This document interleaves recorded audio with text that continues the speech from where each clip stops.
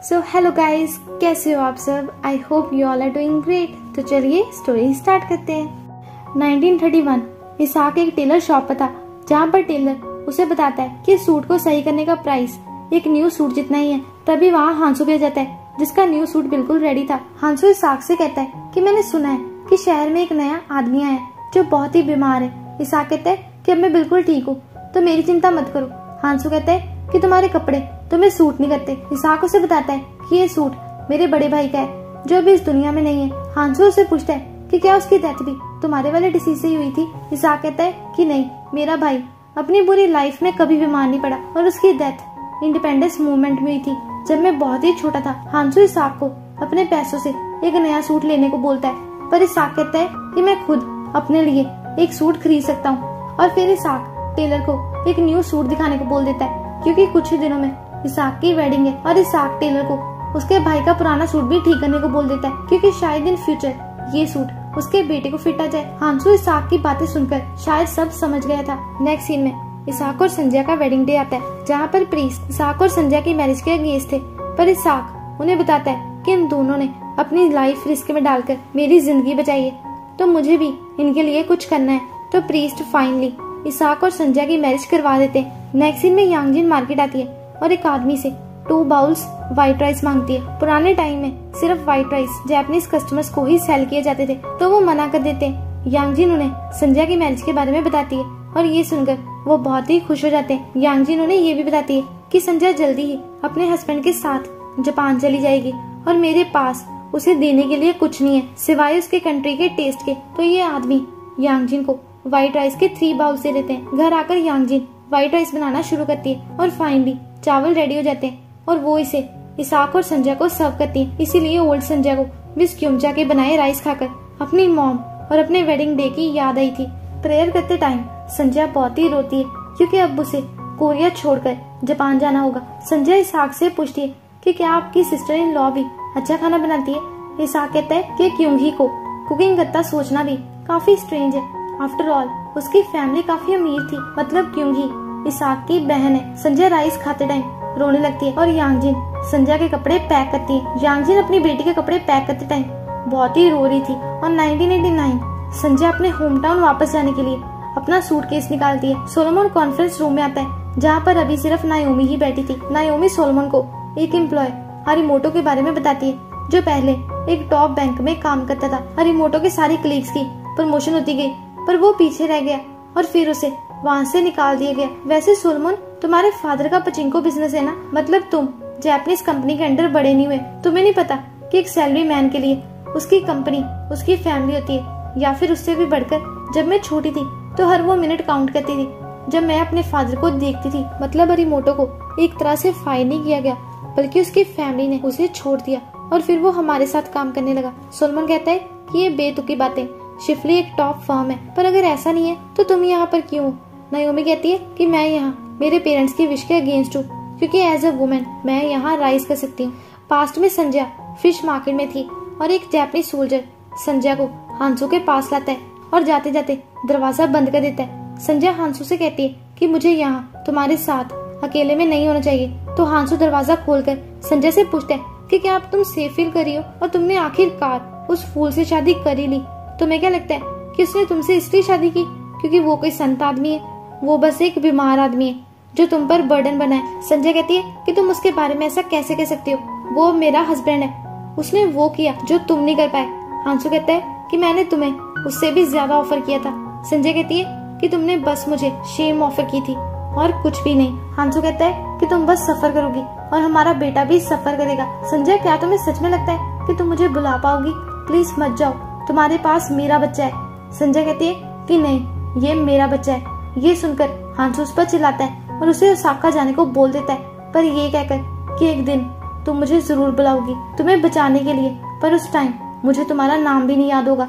अब संजय इसाक के साथ जापान जाने वाली थी और वो सबसे बारी बारी मिलती है और बोक ही संजय को 2 डक्स गिफ्ट करती है। और जाते टाइम संजय आखिरी बार अपने घर को मुड़कर देखती है, क्योंकि संजय अपनी कंट्री अपनी फैमिली को छोड़कर दूसरी कंट्री जा रही है। 1989 संजय अपने बेटे मुजासु के साथ एयरपोर्ट पर थी, क्योंकि वो अपने होमलैंड कोरिया जाने वाली है। मिस क्योमजा पेपर्स वगैरह साइन करने के लिए शिफली पहुंचती है। सब उनका वेलकम करते हैं। 1931 संजय और यांगजिन सी पोर्ट पर बैठे थे और उनके पास से एक कोरियन सिंगर गुजरती है और संजय उसे उसका स्कार्फ वापस करती है। कोरियन सिंगर संजय से पूछती है कि तुम्हारे बेबी होने में कितना टाइम बचा है, तो यांगजिन उसे बताती है कि 2 मंथ्स। संजय उसे बताती है कि मेरी मैरिज हो गई है, इसलिए मैं दूसरी कंट्री जा रही हूँ। तो कोरियन सिंगर उसे कहती है कि फिर आज रात मैं हम सबके लिए गाऊंगी। यांगजिन संजय को बहुत सारी बातें समझाती है और उसे कुछ सामान वगैरह भी देती है। संजय अपनी मॉम को हांसू की दी हुई वॉच दिखाती है और यांगजिन उसे अब हांसू को भूल जाने के लिए कहती है। यांगजिन संजय को ये भी बताती है कि मैं तुम्हें हमेशा जमीन पर रखना चाहती थी, पर तुम्हारे फादर चाहते थे कि तुम आसमान में उड़ो। आगे बहुत सारी मुश्किलें आएंगी और पता नहीं हम दोबारा कब मिले। जितना रोना है यही रो लो। मैं नहीं चाहती कि ये आंसू वहाँ जाकर बहे। जैसे ही इसाक आकर संजय को चलने को बोलता है, संजय और जोर जोर से रोती हुई अपनी मॉम से चिपक जाती है। नेक्स्ट सीन में संजय इसाक के साथ शिप में थी और उसकी तबीयत खराब हो जाती है। 1989 मिस क्यूमजा कॉन्ट्रैक्ट के सारे डॉक्यूमेंट्स दोबारा रीड करती है और साइन करने से पहले वो सोच में पड़ जाती है। उनकी बेटी उन्हें जल्दी से साइन करने को बोलती है, पर मिस क्यूमजा शायद अपने घर को छोड़ना नहीं चाहती। सोलोमन मिस क्यूमजा से कहता है कि अब आपके पास बहुत पैसा होगा, जिससे आपके बच्चों को इन फ्यूचर कभी भी पैसों की चिंता नहीं करनी पड़ेगी। मिस क्यूमजा कहती है कि ये तो मुझे एक कर्ज की तरह लग रहा है। सोलोमन उन्हें बताता है कि आज मेरी ग्रैंडमा पहली बार अपने होमलैंड कोरिया जाने वाली है। 50 इयर्स पहले वो खाली हाथ यहाँ पर आई थी, बट आज वो फर्स्ट क्लास में बैठकर वहाँ जाएगी। 1931 इसाक संजय का ध्यान रखता है और वो संजय के लिए पानी लाने जाने वाला था, पर संजय उसे उसके पास ही रहने को बोलती है, पर इसाक पानी लेने चला जाता है। और दूसरी तरफ हांसू यांगजिन के पीछे खड़ा संजय की शिप को देख रहा था और फिर वो वहाँ से चला जाता है। कोरियन सिंगर भी इसी शिप पर थी, जिसे एक आदमी अजीब तरीके से टच कर रहा था, तो वो वहाँ से चली जाती है और स्टेज पर गाना गाने लगती है। इसाक कुछ आदमियों से पूछता है कि आप सब कौन हो, तो एक आदमी उसे बताता है कि हम सब माइंस में काम करने जा रहे हैं। इसाक उनसे उनकी फैमिलीज के बारे में पूछता है, तो ये उसे बताते हैं कि कंपनी ने हमसे कहा है कि अगर हम अच्छा काम करेंगे तो फिर वो हमारी फैमिलीज को भी वहाँ बुला लेंगे। 1989 मिस क्यूमजा बता रही थी कि पहले मेरे फादर जापान आए थे और फिर कुछ साल बाद मैं और मेरी माँ भी जापान आ गए। मेरे फादर जापान में चिकुबुकी माइंस में काम करने आए थे। सारे वर्कर्स की कंडीशन बहुत ही खराब थी और उन सब ने स्ट्राइक करने का डिसाइड किया, पर 20 डेज बाद उन सबको फायर कर दिया गया। उस टाइम हम कोरियंस को कोई भी रेंट पर घर नहीं देता था, क्योंकि जापानीज के अकॉर्डिंग हम कोरियंस बहुत ही डर्टी थे। और हाँ, वो सही थे, हम बहुत ही डर्टी थे, क्योंकि उस टाइम 2-3 फैमिलीज को एक साथ एक रूम में रहना पड़ता था। जापानीज के अकॉर्डिंग हम कोरियंस कीड़े मकोड़े थे। 1931 कोरियन सिंगर एक कोरियन सॉन्ग गाने लगती है और साथ में वो उस आदमी को भी घूर रही थी जिसने उसे गंदे तरीके से टच किया था।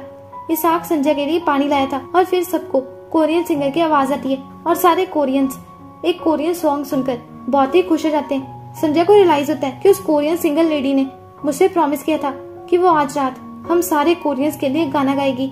सारे जापानीज लोग गार्ड्स को कोरियन सिंगर को स्टेज से उतारने को बोलते हैं, पर कोरियन सिंगर ने अपने हाथ में चाकू पकड़ा हुआ था और वो खुद को मार देती है। सारे कोरियन सोचने लगते हैं कि गाने की आवाज बंद क्यों हो गई, क्योंकि उन्हें नहीं पता था कि उस कोरियन सिंगर ने खुद की जान ले ली। यांगजिन अभी भी अपनी बेटी को अपने से दूर भेजकर बहुत ही रो रही थी।